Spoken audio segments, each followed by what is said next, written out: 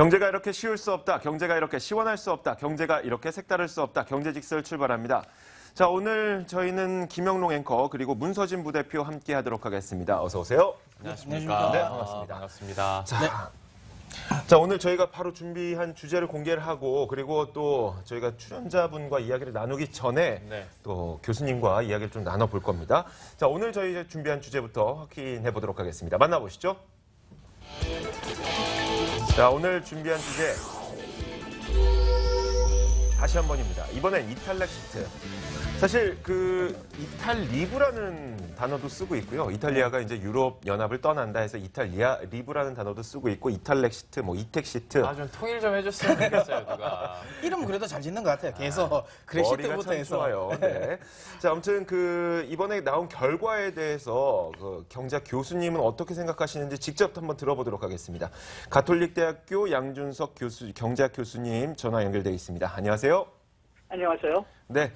자, 일단 그 부결 발표가 났어요. 그렇게 되면서 렌치 총리가 사임을 하기로 이제 공언을 했고, 이에 따라서 그렇다면은 오성운동이 집권하게 되면서 유럽 연합을 진짜 이탈리아가 나갈 수 있겠느냐, 이런 가능성이 점쳐지고 있는데 어떻게 전망하고 계세요? 예, 오성운동을 저기서 지금 주장하는 바를 보면은 그 EU 자체는 그렇게 그 불만이 있는 것 같지는 않습니다. 그러니까 이제 자유롭게 그냥 국가를 이동하고 자유롭게 무역 투자를 하는 데 자체에서는 그렇게 큰 문제가 없는 것 같은데 유로존, 그러니까 유로화에 대해서는 상당히 불만이 많은 걸로 지금 생각되고 있고, 그 다음에 이탈리아 자체도 지금 이 유로존에서 또 유럽 중앙은행의 그 규제 때문에 지금 상당히 많이 꼬였어요.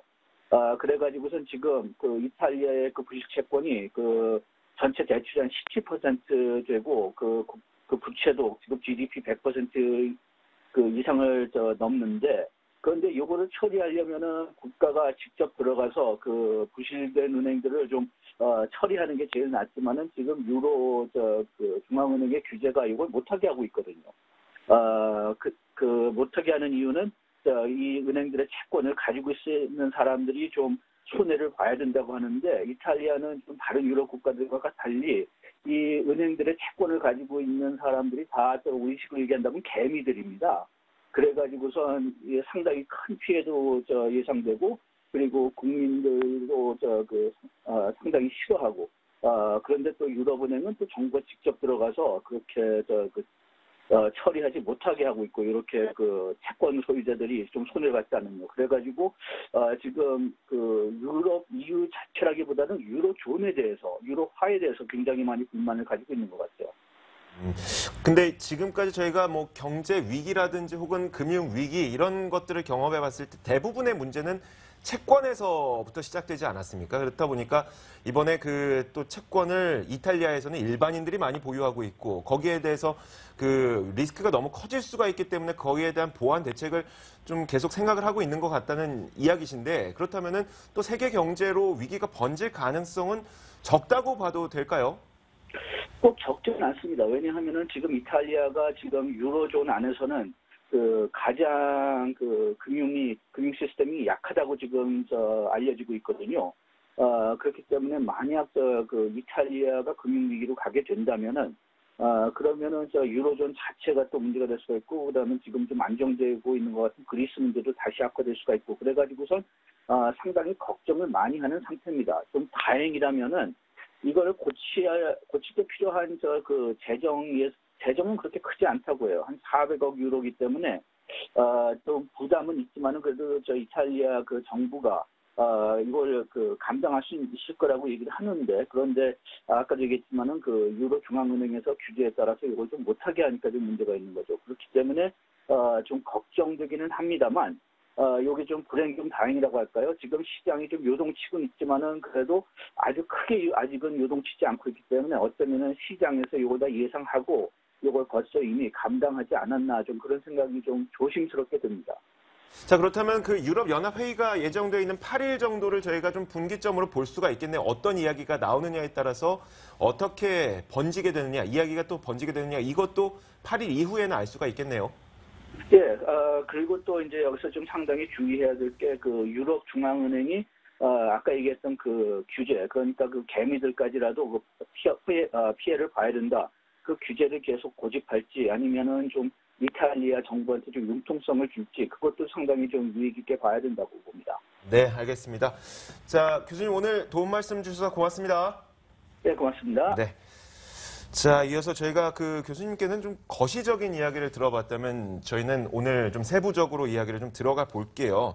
자, 먼저 그 이탈리아에서 이런 부결이 된 것, 그러니까 개헌에 대해서 많은 이탈리아 국민들이 반대표를 던지게 된 역사적인 이유가 있지 않습니까? 우리가 좀 그 역사를 거슬러 올라가 보자면 사실 우리나라가 외환위기를 계속 떠올리면서 얘기를 하는 이유도 그만한 큰 충격이었고 또 큰 상처였기 때문 아니겠습니까? 네. 그러면서 우리가 지금 계속해서 내놓는 이런 어떤 의견에 대한 판결이나 어떤 그런 그 결과들이 다 이런 위기를 다시 한번 겪지 않았으면 좋겠다는 그런 근본을 바탕으로 해서 의견을 내놓게 되는데 이탈리아도 좀 마찬가지일 것 같아요. 그래서 그 이탈리아는 어떻게 보면 이번 결과가 나온 게 지울 수 없는 독재의 상처가 불러온 결과가 아닐까 저는 이런 생각이 좀 들어요. 사실 그 이탈리아의 정치 구조를 뚜렷하게 살펴보자면 뭐 상원과 하원이 있다는 이야기는 많이 들어봤을 텐데 우리가 상원 하원 하니까 뭔가 상명하복의 구조일 것 같고 하지만 이게 절대 아니라고 하더라고요. 그러니까 상원은 상원대로 하원은 하원대로 거의 국회가 두 개 존재하는 그런 형식의 이 정치 시스템을 갖고 있다고 하는데 그렇다 보니까 상원에서 법안을 내면은 하원으로 갔다가 또 하원에서 수정을 해서 상원으로 옮겨갔다가 이게 굉장히 비효율적인 구조가 계속 이어지고 있다는 겁니다. 자, 이렇게 비효율적으로 구조가 계속 이어지다 보니까 너무나도 비효율적인 구조 때문에 정치의 어떤 판단을 내릴 수가 없게 되고 그것을 좀 효율적으로 바꿔보자는 게 사실 이번에 국민투표였는데 안타깝게도 그 이탈리아 국민들은 과거에 또 무솔리니 독재 정치에 너무나도 오랜 기간 동안 그 시달려 오다 보니까 물론 비효율적인 이런 정치 구조를 바꾸고 싶은 마음은 이해하면서도 그렇게 되면 또다시 한 곳으로 또 권력이 집중되는 것이 아닐까 이런 불안감 때문에 절대 그건 안 된다라는 판단 때문에 이런 그 국민투표 부결이 나타난 된 것 같습니다. 자, 제 이야기는 좀 여기서 접도록 하겠고 일단 증권사들에서는 또 이 국민투표 부결된 것에 대해서 어떻게 생각하고 있는지가 궁금해지네요. 제가 말씀드리겠습니다. 시작 10분 만에 처음으로 원샷을 받아봅니다. 그 증권사에서는 이제 부결 이전부터 네. 부결되는 거는 거의 뭐 기정사실처럼 얘기를 우리 했어. 지난주에도 이야기했지 않습니까? 네. 부결될 거라고 제가. 많은 사람들이 그렇게 예상을 했었으니까 뭐 여기에 대해서 사실 그렇게 크게 오늘 아침에도 막 모든 증권사에서 다 이걸 내놓고 그러진 않더라고요. 그렇죠. 그리고 이번 주 같은 경우에는 워낙 좀 대외적인 이슈들이 이거 외에도 또 많지 않습니까? 네. 22 회의도 있고 네. 우리나라에서 이제 네. 탄핵 관련된 가결안도 있고 하다 보니까 좀 이런 리스크에 대해서 많이 얘기를 하지 이탈리아에 대해서는 이제 몇몇 증권사에서 내놓고 있는 거를 한번 꼽아봤는데요. 약간 스탠스가 다른 증권사들을 제가 한 3개 정도 꾸려봤습니다. 먼저 이베스트 투자증권인데요. 네. 여기서는 이제 뭐 부결은 되는데 부결이 EU 탈퇴랑 이렇게 직결되는 건 아니다. 이걸 똑같이 보면 안 된다라는 네. 얘기를 하고 있는 거예요. 사실 지금 같은 경우에 부결은 기정사실화 돼 있고 그러면 이렇게 되면 EU 탈퇴될 거다라는 전문가들의 절대 다수의 얘기들이 있긴 하지만 네. 이게 아직까지는 뭐 그렇게 우려하기에는 너무 이르다라는 스탠스를 가지고 있고요. 그리고 오성운동에 대해서 뭐 지지를 많이 한다라는 얘기도 있고 이렇게 부결이 된 걸 보면 더 알 수 네네. 있습니다만은 오성운동을 지지한다고 해서 EU 탈퇴를 지지하는 건 아니라는 거예요. 그렇죠. 그러니까 이걸 너무 똑같이 봐서는 안 된다. 때문에 여기서 벌써 EU 탈퇴로 인한 경제적인 파급 효과랄지 뭐 악재들 이런 거를 벌써부터 말하기에는 좀 이른 시점이다. 네. 라고 얘기를 하는 모습이었고요. LIG 투자 같은 경우에는 이제 비슷해요. 뭐 부결에 대해서는 똑같이 얘기를 네네. 하고 있고 그런데 이제 충격이 크면 클수록 그러니까 이제 부결에서 퍼센테이지가 더 큰달지 안 그러면 시민들의 반응이 더 거세진달지 뭐 네. 이러면 이럴수록 4일 후에 있을 이제 22회의에서 조금 더 강력한 대응이 나올 수도 있다. 그렇게 되면 이 3일 동안은 시장 변동성이 커질 수는 있겠지만 네. 그 이후로는 오히려 반전될 수 있다라는 오. 식으로도 얘기가 되더라고요. 네. 이 시위에서는 어쨌거나 탈퇴를 시키면 안 되고 이탈리아를 네. 어르고 달래야 되는 분위기가 된다면 이 시위에서 좀 강력한 양적 완화 정책이 더 나오지 네. 않을까라는 전망을 좀 하는 것 같고요. 그리고 또 한 가지가 이제 민주당 외에도 네. 자유국민당 같은 경우에도 오성운동에 반대하고 있기 때문에 사실 부결이 된다고 오성운동이 갑자기 집권을 다 해버리고 막 법을 다 바꾸고 그러진 않을 거란 말이죠. 네네. 그런데 막 연정을 해야 되니까 지금. 네, 네. 그리고 이제 국민투표 다시 하고 개헌하려면 법도 다시 바꿔야 된대요. 네. 그러면 이것도 시간이 오래 걸린단 말이죠. 그렇구나. 그러다 보니까 당장 막 네. 옛날에 우리 브렉시트처럼 네. 그러진 않을 거다. 어. 여기도 약간 그런데 네. 현대 증권에서는 네. 상존하고 있는 우려는 그리고 리스크는 분명히 있다는 거예요. 그게 집중을 했을 때 은행권이라는 거죠. 지금 신용 리스크가 다시 한번 재부각될 수밖에 없고 네. 이탈리아 같은 경우에는 EU 안에서 세 번째로 부채가 높습니다. 그렇죠. 그리고 이제 부실채무 EU가 갖고 있는 부실채무 3분의 1을 네. 이탈리아가 갖고 있기 때문에 네. 여기서 만약에 은행권이 그전에는 어떻게든 건전화 막 시키려고 강제적으로라도 했는데 이게 주춤하면서 신용 리스크가 커지다 보면 여기 무너지면 도미노처럼 무너질 수 있기 때문에 네. 좀 이 부분은 된다. 예, 걱정을 해야 된다라고 얘기를 하는데 여기까지입니다, 다들. 그러니까 더 한 발짝 이렇게 가기가 애매해요. 그렇죠. 지금 전망하기도 좀 그렇고 네. 이게 어떻게 될지 이제 부결 확정된 그렇죠. 상황이니까요. 네. 그렇기 때문에 뭐 아직까지는 증권사에서 뚜렷한 뭐 정책이나 전략이라기보다는 네. 좀 너무 심한 우려에 대해서는 그러지 말자. 대신 그렇다고 너무 낙관해서도 안 되고 뭐 그 정도. 사실 네. 예, 말씀하세요. 아니, 저는 사실 이 부분에 대해서 이제 아무래도 증권사 같은 경우는 뭔가를 틀렸을 때, 뷰를 했을 때 틀렸을 때에 좀 파장이 있으니까 네네. 조금 두루뭉술하게 했던 부분인데 네. 저는 뭐 그런 게 없기 때문에 그런 부담이 없고 네, 우선 네. 지난주도 계속 이야기했지만 저는 숏셀러다. 네. 브렉시트도 될 것 같다 그랬고 뭐 트럼프 이야기도 다 했지만 네. 이번에도 저는 좀 과감하게 이야기 드리겠습니다. 그렇죠. 이게 네. 제가 증권사 3개를 꼽은 것도 제가 굳이 이렇게 나눠가지고 네네. 한 거지 대부분 물타기나 그러니까 약간 중도적인 네. 얘기는 다 들어가 있거든요. 그러다 보니까 이걸 어떻게 판단해야 될까 잘 모르겠는데 저는 그러니까 네. 제 그냥 철저하게 그냥 제 개인적인 네, 생각입니다. 네. 일단 이탈렉 시트는 저는 될 가능성이 거의 없다고 봅니다. 없다고 봅니다. 네네. 저는 그런 단언을 하겠습니다. 네. 왜냐하면 자 일단 이번에 사실 이 부분, 그러니까 이탈리아 국민투표가 이만큼까지 부각될 부분은 절대 아니었습니다.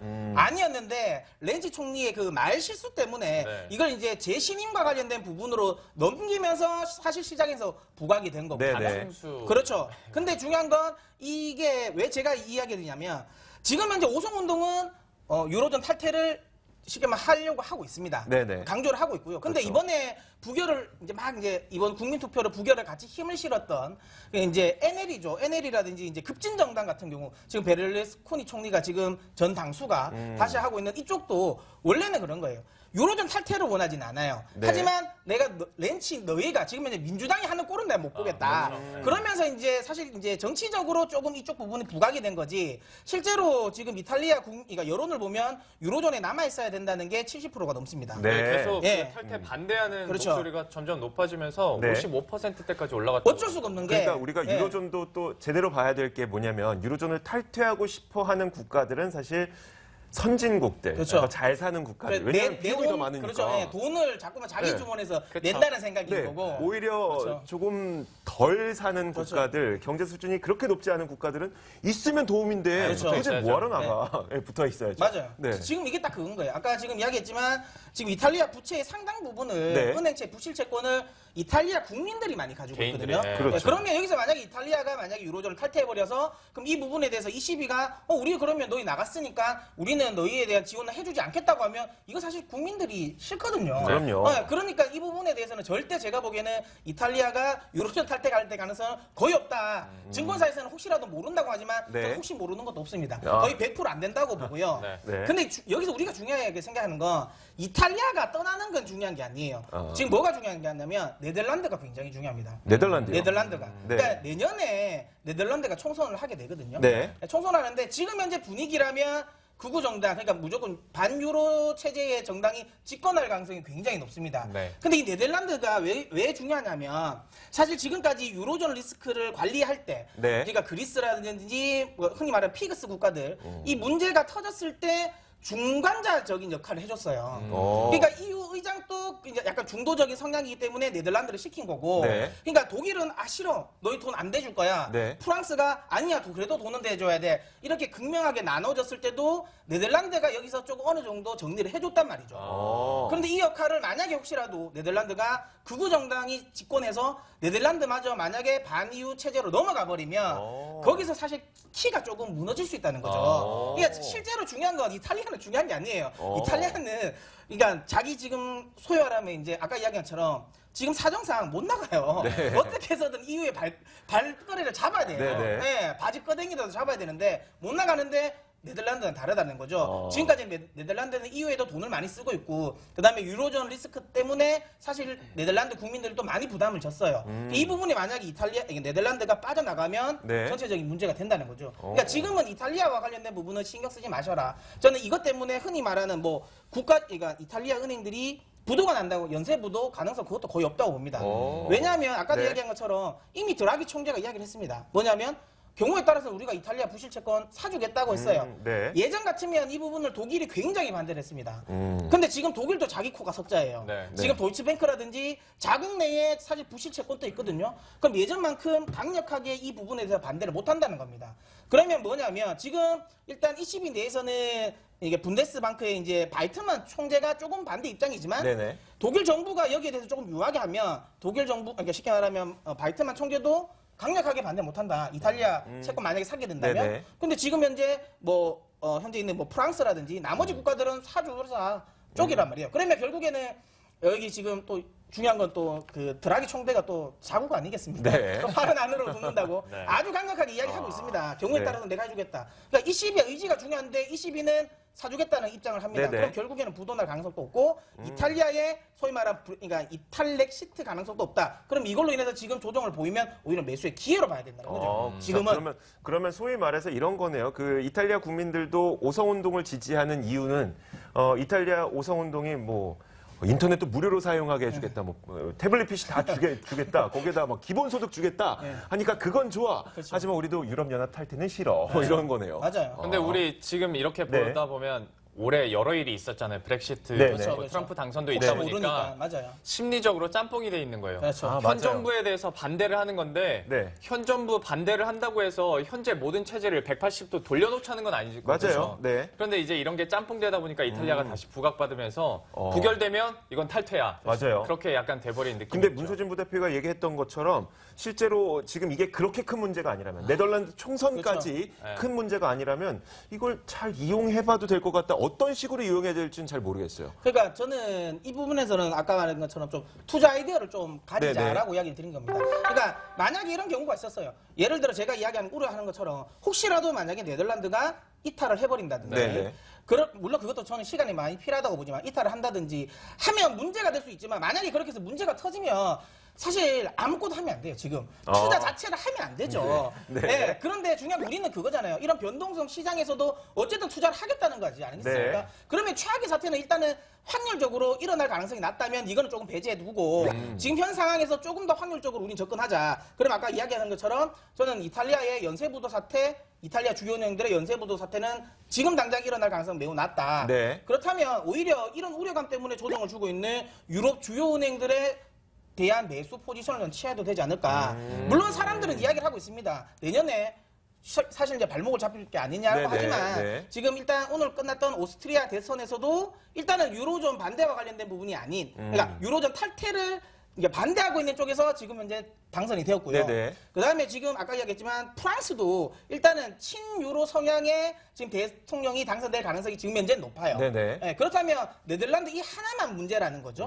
그러니까 이걸 감안한다면 전체적인 시간이라든지 리스크가 우리가 생각하는 것만큼 안 크다. 네. 그러면 네. 떨어지면 그럼 관련 부분을 살아야 실제로 됩니다. 지금 나오고 있는 화면이 현재 그 유럽의 은행들의 주가 화면이죠. 예, 지금 네. 이게 도이치뱅크고요. 네. 거의 역사상 최저 수준입니다. 네. 그 다음엔 이제 CS 주가 차트인데 CS 역시도 거의 역사상 최저가고요. 네네. 그다음 뒤에는 이제 스코틀랜드 이제 왕립은행. 이건 역시도 거의 사상 최저치거든요. 네. 이게 지금 뉴욕 시장에 상장돼 있는 주가를 이야기하는 거니까 이게 달러 가치로 이제 계산이 되는 거거든요. 네네. 그러니까 이게 이제 제가 왜 또 중요하냐면 만약에 어쨌든 이 리스크 관련 부분 때문에 ECB가 만약에 돈을 풀게 되면 결국에는 유로가 약세라는 거예요. 네. 그럼 이 부분은 주식을 사는 것도 있지만 네. 중요한 건 뭐냐면 달러와 강세에 베팅을 한다는 것도 되는 거예요. 양쪽 다 먹을 수 있다는 거죠. 네. 그렇다면 지금 구간에서는 무조건 위험하니까 뭐 아무것도 하면 안 돼. 이게 아니라 지금 오히려 이게 확률적으로 최악의 시나리오로 갈 가능성은 매우 낮기 때문에 네. 그럼 그 확률에 너무 지나치게 우려감은 나타내지 말고 오. 확률적으로 높을 때 오히려 이럴 때 시장이 흔들릴 때 이런 종목들을 모아가는 게 좋지 않을까라고 저는 생각합니다.